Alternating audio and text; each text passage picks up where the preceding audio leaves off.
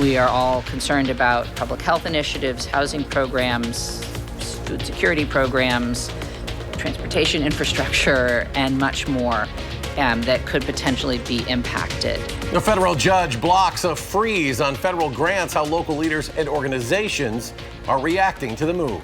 And Findorf Construction is becoming employee-owned. We'll hear from the company's CEO about the transition. Plus, a troubling report on heart disease, why doctors say more Americans are dying from the condition. That's all coming up on News 3 Now at 10. Good evening, I'm Eric Franke. And I'm Sarah Carlson. Thanks so much for joining us tonight. We begin with a federal judge temporarily blocking a Trump administration freeze on federal grants and loans that could total in the trillions of dollars. The White House says they want to do an across-the-board ideological review of federal spending. Now, this potential pause on federal grants is causing concern all across the country and here in Wisconsin. Madison Mayor Satya Rhodes Conway says city staff are working to find out what city programs could be impacted. The truth is, at this point in time, we just don't know what the impact will be or how broad it will be. The language in this directive is new, it's unprecedented, it's exceedingly vague, and as you have heard, is already facing legal challenges. The federal funding freeze also sent Washington into chaos as the Trump administration spent the morning clarifying who will and will not be impacted by the pause. Erica Brown has more from the White House. Good afternoon, everybody. White House Press Secretary Caroline Leavitt held her first briefing Tuesday afternoon, tasked with explaining what the pausing of trillions of dollars in federal grants and loans would mean for Americans. If you are receiving individual assistance from the federal government, you will still continue to receive that. Before a judge paused the funding freeze, Democratic lawmakers said that average Americans could be impacted if programs dependent on federal dollars run out of money. President Trump plunged the country into chaos. A cruel, nasty, and illegal chaos, without a shred of warning. There's also fallout overseas after President Trump suspended foreign aid to countries including Ukraine. Ukrainian President Volodymyr Zelensky says his government is compiling a report on affected programs and determining which are critical. The White House press secretary also addressed tariffs in the president's hardline immigration crackdown during her initial briefing here at the White House today. If you are an individual, a foreign national, who illegally enters the United States of America, you are, by definition, a criminal. The Texas Army National Guard and Border Patrol deported dozens of undocumented migrants from McAllen, Texas into Mexico. Keep going. U.S. Marines also reinforced the border wall in California. There were pre-dawn raids in New York City. Also secondary address. And military officials say facilities at Buckley Space Force Base in Colorado will be used for ICE to process undocumented migrants. Erica Brown, CBS News, the White House. Meanwhile, the confirmation hearing for President Trump's nominee for Health and Human Services Secretary, Robert F. Kennedy Jr., will be held tomorrow. A hearing on the pause of that federal funding is scheduled for Monday. And the pause on federal grants has the potential to have a big impact right here in Wisconsin. Even though funding has been allowed to continue until Monday, local organizations are still navigating what happens if they lose federal funding then. The Boys and Girls Club of Dane County gets 20% of their budget, about $2.8 million, through either direct federal grants or federal funds that go through the city. Now, that pays mostly for salaries and direct programming. Our mentoring program is largely funded by the Office of Juvenile Justice and Detention funds. That will need to be suspended or at least pared down at this point. Last year, the Wisconsin Department of Public Instruction got about $2.1 billion in federal grants directly or through other state agencies. A spokesperson there says they're working to understand what a freeze would do to administrative costs, contracts, and school payments. Now to your first one forecast. Another mild day. The potential for 50-degree weather is still with us. Oh boy, I love it. Alex, when will that warm get here, and warm enough with the wind included? Yes, all of the above. The 50-degree temperatures will get here by Thursday. The wind's going to be hanging around for a while. If you look behind me right now, there goes our tree behind me, shaking in the wind here, and it's been doing that for a couple of days now. It has been a breezy day, but these breezes have been bringing in the milder temperatures into southern Wisconsin. We saw high temperatures in the upper 40s to near 50 degrees, but also winds 40, 45 miles per hour. Look at that, 44 mile per hour wind gust caught in Monroe. Nearly 50 mile per hour wind gusts to the east over towards Milwaukee. And right now, these are the sustained wind speeds between 10, 15, 20 miles per hour coming right out of the west across southern Wisconsin, and wind gusts 30 to 35 miles per hour, 26 now mile per hour wind gusts at the airport. And you can hear it out here. It is still a howling night, but those winds are helping with those temperatures staying very mild. 44 for this time of year. Our normal high is 27 degrees, and right now it's 44 outside in Madison, 45 in Bosqueville, 43 in Janesville. I don't think the temperatures are going to vary too much in Dane County now, not at all. 43 to 44 degrees, and there's that 50 there, Sarah, that you were asking about on Thursday. Come this weekend, though, the temperatures are going to start to work their way down, and with the temperatures starting to work their way down, we have precipitation chances that we're going to track, as well as the end of the really strong winds coming up in Maine weather. And then something that numerous viewers have been sending us videos on. I want to show that to you, something in the sky that was caught not too long ago in Maine weather. All right, Alex, thank you. A student faces charges after a threat was made in the Wisconsin Heights School District. Last Friday, the district closed due to that reported threat. Dane County Sheriff's Office says deputies investigated the threat, determined the school was not in any immediate danger. The Sheriff's Office will refer a disorderly conduct charge against the student responsible after, quote, unnecessary alarm was created. The student's name has not been released. And multiple people are arrested in connection to a weekend robbery on Madison's east side. Saturday night, police were called to an apartment building on Thera Road. There, a woman said she was attacked, robbed, held against her will. A 41-year-old woman was arrested in connection to this incident and is charged with strangulation, kidnapping, false imprisonment, battery, and robbery. 4 other adults have also been arrested in connection to that attack. Madison police are investigating after a woman was attacked at a hotel on the city's southwest side. Officers say the attack happened today a little after midnight. At the same time as that attack, another suspect allegedly entered that woman's room and stole money. No arrests have been made and an investigation is ongoing. Also, Dane County law enforcement cracked down on impaired driving this holiday season. Between December 20th and January 1st, the State Patrol and departments around the county handed out 512 citations. In total, there were more than 1,300 stops for suspected impaired driving and 46 OWI arrests as well. Democrats and Republicans in the state legislature are trying to get a grip on how immigration policies are enforced in the state. Democrats introduced a bill that aims to protect immigrants in places of worship, schools, or hospitals from being detained solely based on immigration status. Now, under this bill, law enforcement at the state and federal level would need a judicial warrant to get access to such places to detain an individual. Democrats say the bill applies to all civilians and their Fourth Amendment right to protect against unlawful searches. Chaos is not a safety solution. Hate is not a policy, and fear is not safety. Kids deserve to feel safe in school. People deserve to seek medical care without fear of separation or detainment. Republican Assembly Speaker Robin Vos said last week Republicans would be writing legislation that would force law enforcement to cooperate with federal immigration officials. If Republican legislation like that is put forward, Governor Evers is almost certain to veto it.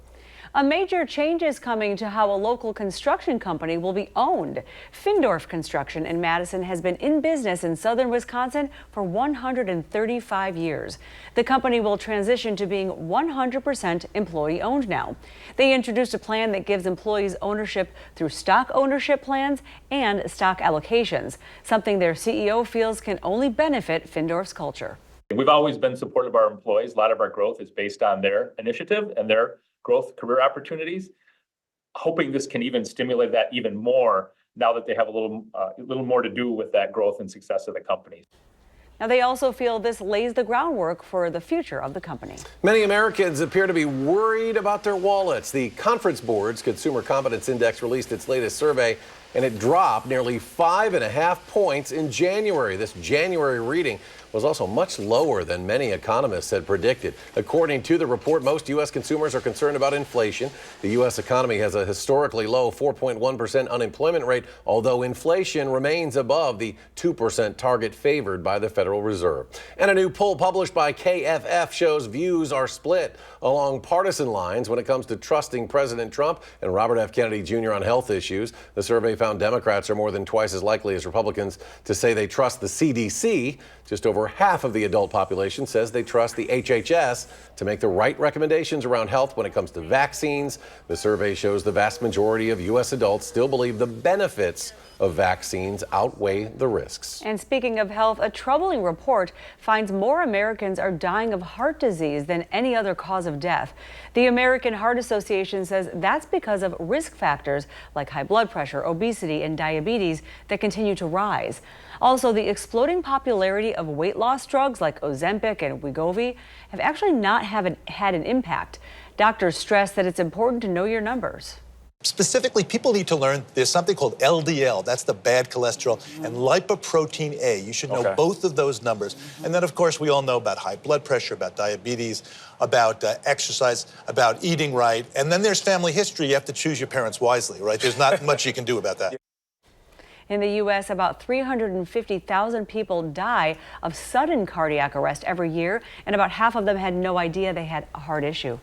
The Wisconsin Department of Natural Resources is seeking public comment from Stoughton residents. The DNR says the city is an applicant for funding through the Safe Drinking Water Loan Program. The project would improve Stoughton's public drinking water system, including water mains along U.S. Highway 51. The deadline to submit comments is February 11th. Just ahead on News 3 Now at 10, Alex tells us about when this warm weather might be coming to an end. And the doomsday clock is updated, why scientists moved the hand closer to midnight. That's next.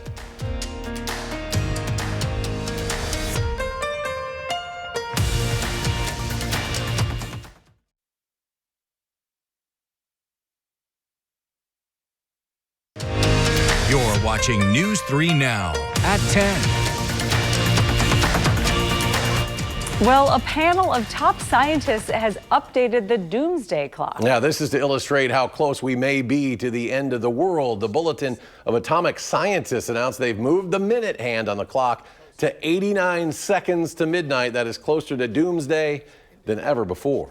We set the clock closer to midnight because we do not see sufficient positive progress on the global challenges we face, including nuclear risk, climate change, biological threats, and advances in disruptive technologies. Now, the clock had been at 90 seconds to midnight for the past 2 years. Well, now to the latest in the Middle East. At least 200,000 displaced Palestinians have now returned to northern Gaza. It's part of the Israel-Hamas ceasefire agreement. Most are returning to bombed-out buildings as heaps of rubble now line the streets. The enormity of the destruction in Gaza prompting President Trump to call for moving Palestinians out of Gaza. I'd like Egypt to take people, and I'd like Jordan to take people. You're talking about probably 1.5 million people, and we just clean out that whole thing. We say to Trump no, and 1,000,001 no's. We will stay here. We will stay in Gaza, he says, even if it is a pile of rubble. And Egypt and Jordan have both categorically rejected President Trump's idea. A new Chinese chatbot is sending shockwaves through the world of artificial intelligence. It is called DeepSeek. The company claims to have developed a new AI model using inferior computer chips that cost 20 to 30 times less than leading American firms. Now, this announcement caused stock prices for leading U.S. chipmaker NVIDIA to plummet yesterday. It does suggest that maybe we don't need to throw tens of billions of dollars at these issues in order to develop something that's usable for the general public and for industry. Pretty interesting. Some analysts say the panic may be premature, though, largely based on size. Major tech companies like Meta and Microsoft are slated to report earnings this week, where investors will learn a lot more about their future AI plans. President Trump has put the return to the office at work debate front and center after ordering federal agencies to bring employees back to the workplace. The Pew Research Center recently found the number of employees expected in person at the office a certain number of days per week or month has grown since early 2023. While a majority of workers surveyed still prefer a hybrid arrangement, women especially cite potential challenges of returning to the office full time. We did find that women were a little more likely than men to say that they would probably leave their job if they no longer had the option of working at home. And we know from our prior research that the caregiving burden does fall more heavily on women. Professors at Baylor University recommend employers be very specific about why they are making a switch in policy, and employees should ask about any new lines drawn between time on and time off. General Motors is expecting record profits for the year ahead. However, the automaker also admitted these new policies under the Trump administration could impact those projections. Tariffs on imports from Canada and Mexico could disrupt GM's supply chain and then raise the cost of assembling vehicles. That's because those two countries provide parts to GM's U.S. plants. President Trump's positions on electric vehicles and the EPA's emissions rules could also have significant impacts on GM. Well, it was yet another mild and windy day across southern Wisconsin. We have Chief Meteorologist Alex Harrington here to tell us what's next. We've got more mild and windy weather in the forecast to answer the question. And it was a breezy one today. I think the windmills here are going just a little bit on the slow side compared to some of these wind gusts that were captured. Monroe, you're the winner right now. And then there could have been stronger ones in southern Wisconsin, but the data I have is 44-mile-per-hour wind gust in Monroe, 40 in Platteville, nearly 40 in the Dells, Madison, right around 30-mile-per-hour wind gusts. You had to hold on pretty tight today, and you're going to have to continue to do that for the next couple of days as we track wind gusts tomorrow morning, approaching 30 miles per hour out of the west-northwest as of Wednesday morning. As we go into tomorrow night, right at the 10 o'clock newscast, where do the winds go? We're going to have a brief period of calm winds Wednesday night before they ramp right back up as we go into Thursday. These winds coming out of the southwest, and these are the winds that are going to usher in those temperatures back up to near 50 again for one more day this week. 40 for high temperatures tomorrow from Madison. Lone Rock points off towards the south and west. Upper 30s to right around 40 to the north and east of Madison with partly sunny skies. And then here's that nice day on Thursday where I would suspect we'll have some folks out in shorts and in short sleeve shirts again for those walks and runs, being a 50-degree day at the end of January. So enjoy that nice Thursday while it lasts, because then we're going to start to see some changes in the overall weather pattern. I've been showing this graphic here because I really want to emphasize the ride that we've been on here. Extremely warm temperatures on the 17th, extremely cold temperatures on Monday, Tuesday, the 20th and the 21st. And now here we're going right back up in our roller coaster ride. But eventually we're going to go back down in our temperatures to continue that ride. And with the temperatures cooling down as we head towards the weekend, chances for a few rain and snow showers Friday, Saturday and Sunday and late next week is looking a bit on the unsettled side. The shower activity, Madison points to the south, although some weather models keep this whole weather system on Friday to the south. And it's just a brief blip there of a few showers, possibly mixed in with a flake or two of snow Friday morning. As we go into Saturday afternoon, some snow showers maybe mixed in with a little bit of rain from Madison, points to the north towards the Dells, so better chances up towards Juneau, Adams, Marquette, and Green Lake counties for a few snow showers, and then they're out of here by the time we get into Sunday, and Sunday ending up being likely again another very mild day behind those snow showers. So there's that 50 on Thursday, 40 Friday, 43 Sunday. Then we cool on down, temperatures getting back to where they should be for early February normals at that point as we go out into next week with perhaps some snow,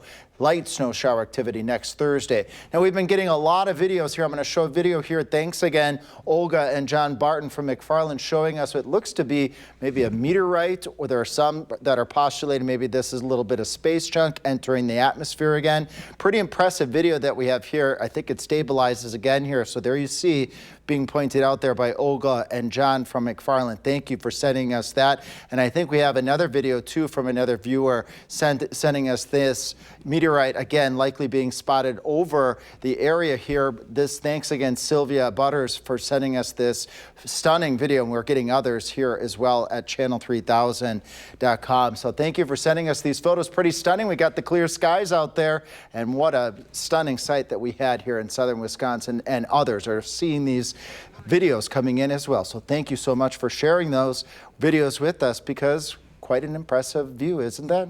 What do you think of that? Pretty incredible. And coming up in sports, two of the best teams went at it on the hardwood. How Albany Monticello stayed perfect. That's next on News 3 Now.